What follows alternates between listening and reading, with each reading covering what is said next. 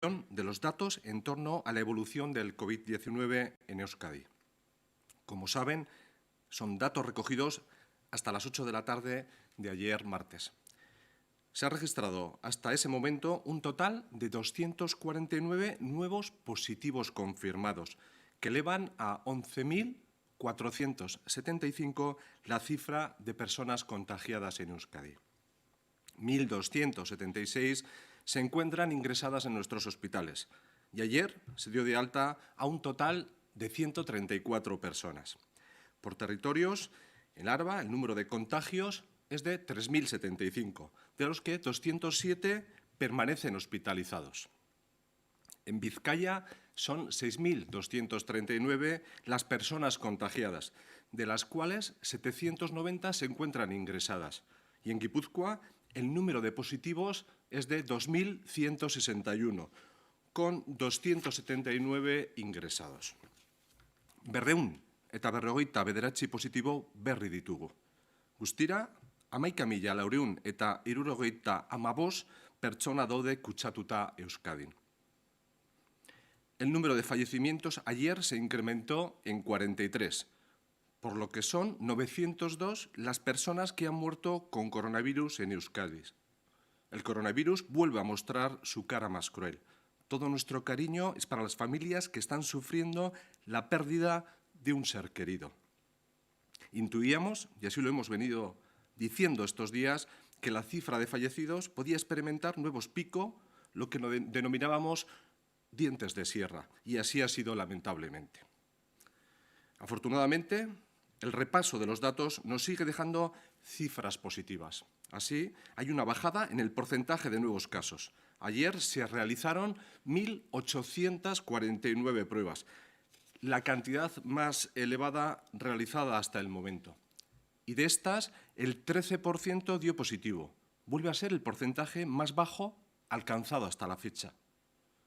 Junto a este bajo ratio de positivos, se mantiene además la tendencia descendente de hospitalizaciones. Ayer hubo 57 personas menos ingresadas en planta y 8 personas menos ingresadas en las unidades de cuidados intensivos.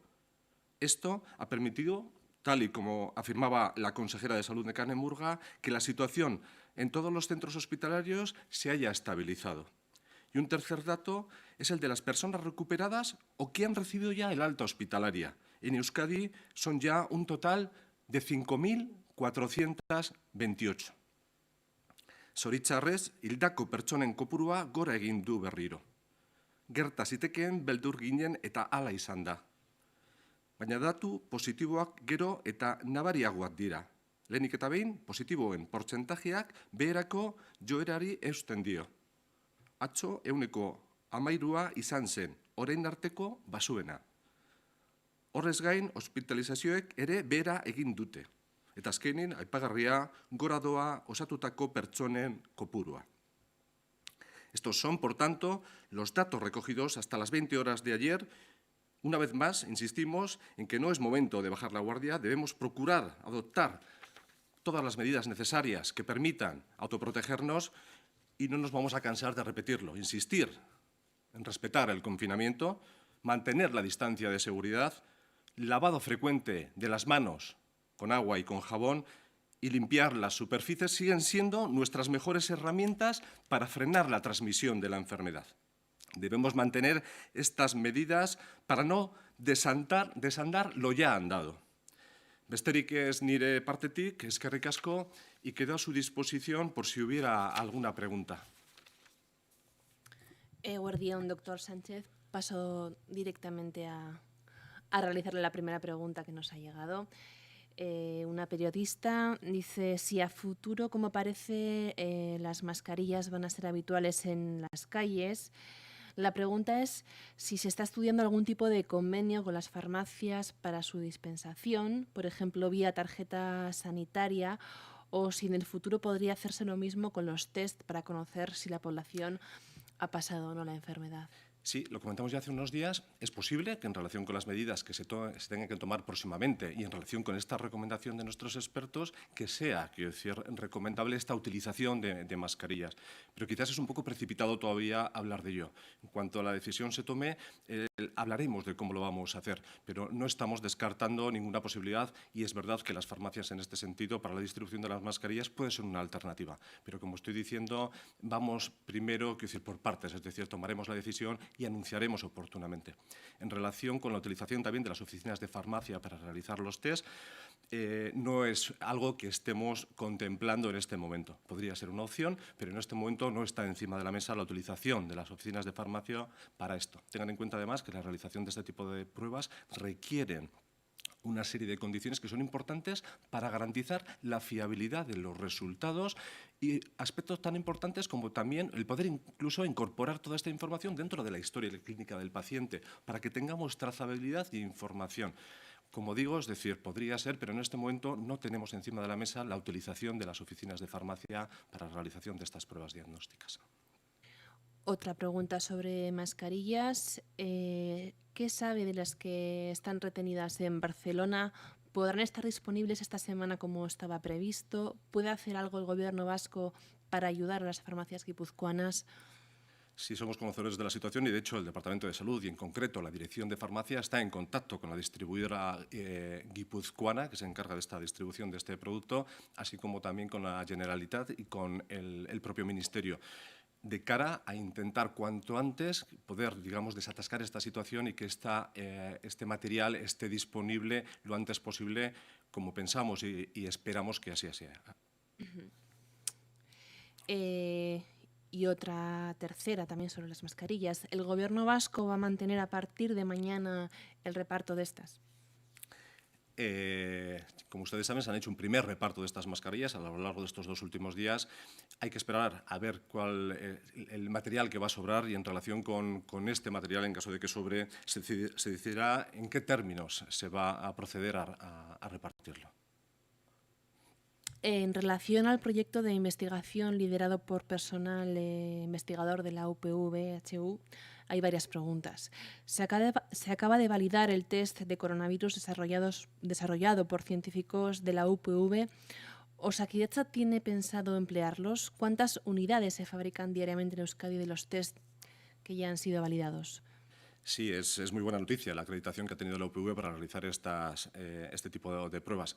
Nosotros trabajamos con la UPV, estamos en contacto desde hace semanas y, de hecho, están dentro de los planes de contingencia de los laboratorios y contamos con ese material y, en este sentido, quiero agradecer la participación y la colaboración que siempre hemos tenido con la UPV, incluso con la cesión de material para poder realizar este tipo de determinaciones que para nosotros es fundamental. En relación con esto, por supuesto, contemplamos cualquier alternativa que pueda haber y, en relación con el tema concreto de la UPV, hoy mismo tenemos una reunión con ellos para ver cómo podemos avanzar y dar pasos adelante en relación con la incorporación de esta posibilidad a los test diagnósticos que realizamos actualmente.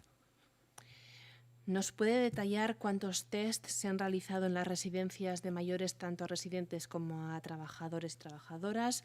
De los test rápidos recientemente recibidos, ¿cuántos se han utilizado hasta el momento? ¿Cuál es el criterio para decidir a qué personas se les hace la prueba y a quiénes no? Vale, en relación con los datos que hemos dado estos días, les voy a actualizar. Como bien saben, los test rápidos en este momento los estamos utilizando en 2 contextos. Contextos de servicio de urgencias para aquellos pacientes con clínica compatible con coronavirus con días de evolución y, por otra parte, lo estamos utilizando también en el contexto de las residencias, tanto para personal como para los propios residentes.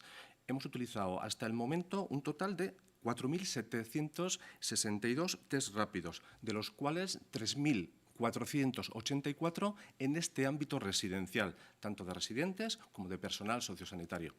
Y en este sentido, en relación con los criterios de utilización y siguiendo un poco con la estrategia que hemos marcado en relación con la intensificación del número de pruebas, le quiero transmitir que estamos intensificando el número de pruebas que realizamos en este contexto con el objetivo de que la totalidad del personal sociosanitario y del personal de residente tenga realizada una prueba diagnóstica, bien por el test rápido o bien por la PCR. Como digo, con la idea de intensificar y seguir de esta manera con esta estrategia que la vamos a mantener además a largo plazo para seguir realizando pruebas diagnósticas para hacer un seguimiento más exhaustivo de la situación en nuestro entorno. Sobre los test rápidos, Osakidetza está recurriendo a pruebas PCR ante la poca fiabilidad de los test rápidos en residencias. Si se están dando falsos negativos, ¿se plantea devolverlos como valora hacer Cantabria? Sí, esto lo comentamos ya hace unos días. Son test diferentes que tienen diferentes utilidades y diferentes características. Nosotros lo contemplamos como herramientas que pueden ser complementarias. La PCR, como bien saben, es la herramienta que nos permite detectar el material genético del virus. Es la que hemos utilizado hasta ahora y la que mayor sensibilidad tiene.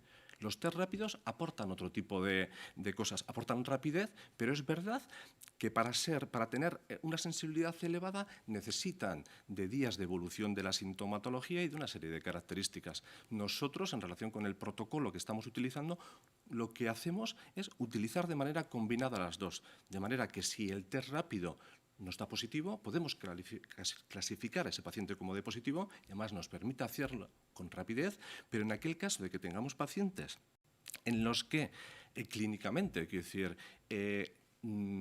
tengan sintomatología compatible con la enfermedad, independientemente de ese negativo que dé el test rápido, completamos con una PCR para tener absoluta garantía de que los datos son fiables. La fiabilidad de la que hablaba antes, cuando hablaba también de los test, para nosotros es fundamental.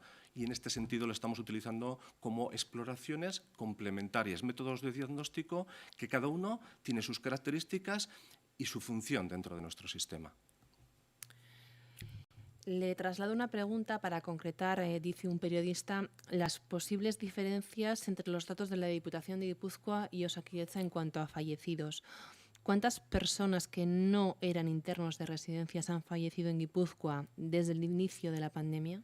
Sí, como bien saben, nosotros los datos que ofrecemos diariamente y que colgamos dentro de nuestra página web hacen referencia a datos que estamos obteniendo de la historia clínica del paciente, del OSABIDE, que es el programa informático de gestión de pacientes dentro de nuestro sistema sanitario. Y no entramos en la procedencia de los pacientes. Ya saben que son las diputaciones las que habitualmente proporcionan esta información.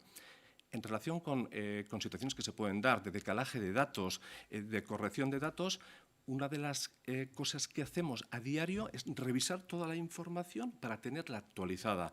Por eso es verdad que de un día a otro, en relación con ese depurado de datos que hacemos, pueden haber pequeñas variaciones de datos, que consideramos además que es un sistema de mejora de la calidad de lo que estamos haciendo. Hay veces que podemos pedir una prueba, los datos se dan a las 8 de la noche.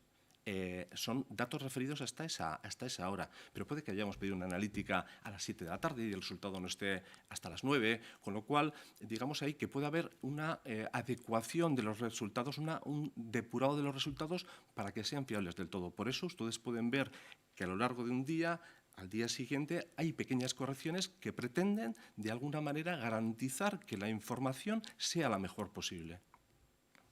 ¿Y cuántas personas han muerto en sus domicilios o en la calle durante la crisis sanitaria? ¿Cuántos con coronavirus?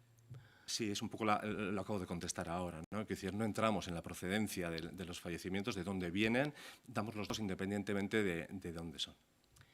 ¿Nos puede actualizar las personas que están en San Onofre, en el Hotel Aqua, en María Cristina y en hospitalización a domicilio por territorios?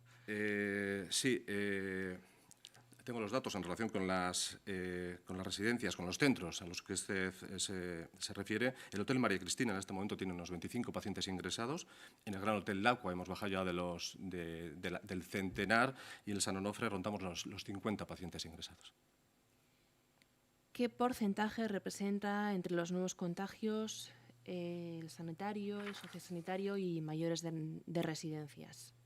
Sí, tengo la información relativa en el momento actual del total de positivos, el porcentaje que corresponde a personal sanitario y en este momento es el 10,4%. En relación con los otros ámbitos de población a los que hace referencia, no disponemos en este momento de esa información, pero en relación con el personal sanitario, lo que le digo, en el momento actual, el 10,4% del total de positivos realizados.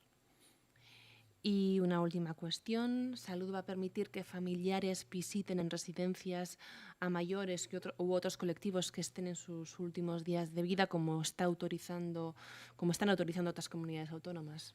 Sí, yo creo que aquí es importante que combinemos las dos cosas, ¿no? Por una parte, la importancia que tiene el preservar a nuestros mayores en relación con medidas de confinamiento que a veces pueden ser dudas y que tienen la finalidad de garantizar la protección de este personal, que sabemos que las personas mayores, y lo estamos viendo por los datos que tenemos, son las principalmente afectadas por el coronavirus y sabemos que ahí es donde está siendo más dura la epidemia. Por eso hemos tomado medidas que sabemos que son duras desde el punto de vista personal, familiar y social de cara a preservar su salud. Pero esto no quiere decir que no seamos sensibles con lo que puede suponer para una persona mayor. Por eso insistimos en individualizar, y ahora más que nunca, la posibilidad de poder visitar al paciente, y indudablemente si estamos hablando de una situación tan dura como puede ser de últimos días de la vida del paciente. Y en eso yo creo que tenemos que ser lo suficientemente sensibles para tener en cuenta esto y garantizar que esa persona puede estar acompañada. Hauek izan dira laburbilduz goizean zehar jaso ditugun galderak, beste behin ere eskerrik asko. Eskerrik asko zuei, eskerrik asko.